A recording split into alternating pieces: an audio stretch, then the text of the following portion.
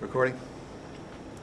I infiltrated a Tea Party network several weeks before the 4/15/2010 Tax Day rally.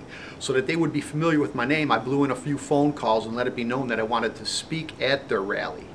So I got to the rally on 4/15. I walked in and passed out flyers from Forbes magazine. I copied Forbes magazine a bunch of times with the Forbes magazine cover with Glenn Beck on there and what he had to say on the inside, because that was the important part.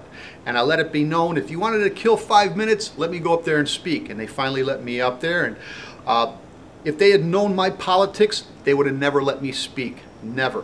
And you'll notice after they send me off the stage, they took my First Amendment rights away and then told the crowd that they just gave me my First Amendment rights. Conservative-minded people have that ability to just spin things on their head. It's fascinating. Why did they stop me? Why did they stop me? Because they saw what, whose side I was on. They immediately stopped me and kicked me out of there. Anyway, notice that what I'm saying up there about Glenn Beck, Glenn Beck says, I'm not political. I could give a flying crap about the political process. We are an entertainment company. That's Forbes magazine, Glenn Beck's Forbes magazine article. Why does he say that in Forbes magazine? Because he knows his listeners wouldn't open a Forbes magazine if their lives depended on it. He knows they're never going to see it. And if he tried to pull off the kind of crap that he does on his TV show, Forbes knows the economy and Forbes knows politics. Not that they're not liars, they're liars too. But if he tried to pull off the kind of crap he does on his TV show, they'd laugh him out of the room. We need more guys like him than running for office, don't we? Yeah! Small businessmen who have skin in the game, instead of somebody sitting high up in some ivory tower dictating to us what we need to do and how we're going to live and what we're going to eat and how much health care we're going to have. I need more people like that around. All right, we're waiting still for Sandy Rios. She's on her way from Joliet. She'll be here momentarily. In the meantime, we're going to ask David Raves to come up. He's going to speak a little bit and give him an opportunity to say something. Yay! Hi, I'm Dave Raves. After World War II, psychologists and psychiatrists flocked to Germany to see why the German people would let their neighbors get dragged off to their deaths. What they found out was that Germany was inundated in propaganda and lies. So much propaganda and lies, as a matter of fact, that when the German people heard the truth, they thought that was a lie, because they never heard it before.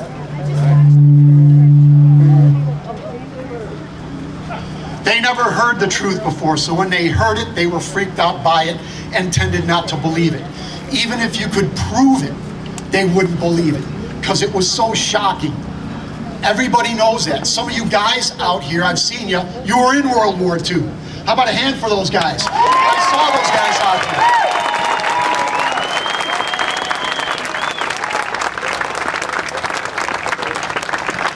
Adolf Hitler had a propaganda minister, the guy that came up with all the clever stuff. His name was Joseph Goebbels.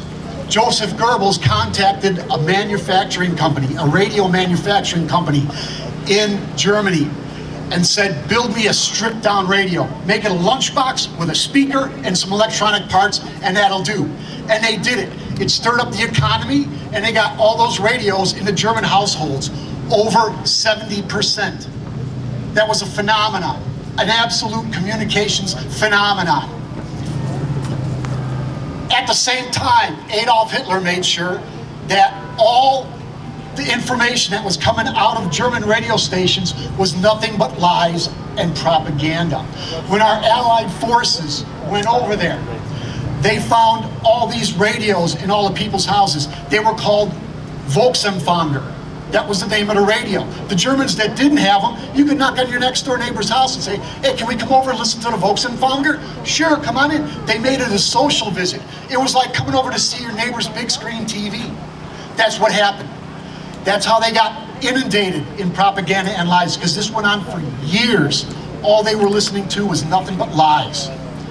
That's how it happened. Now, let's take a look at this list of names. Bill O'Reilly, Rush Limbaugh, Sean Hannity, Laura Ingraham, Michael Medved, Michael Savage, Michael Reagan, Bill Bennett, Bill Cunningham, Rusty Humphries, Glenn Beck, G. Gordon Lee, Ann Coulter, Hugh Hewitt, Mark Davis, Larry Elder, Tammy Bruce, John Gibson, Spencer Hughes, Matt Drudge, Dennis Prager, Michael Gallagher, Ben Ferguson, Neil Bortz, Neil Camuto, Michelle Crowley, Michelle Malcolm, Andrew Wilkow, Mike Church, Dave Webb, Jerry Doyle, Heidi Harris.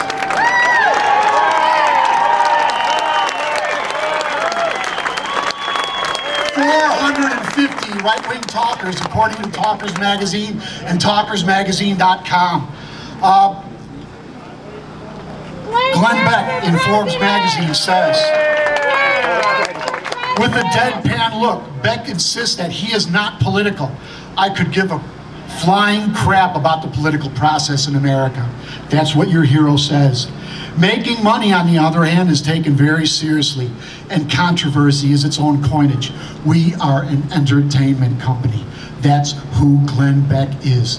You got to look up what these people are saying, because they're all lying to you. All 450 right-wing talkers. They lied to you. They murdered 4,500 of your soldiers for money. That's a fact.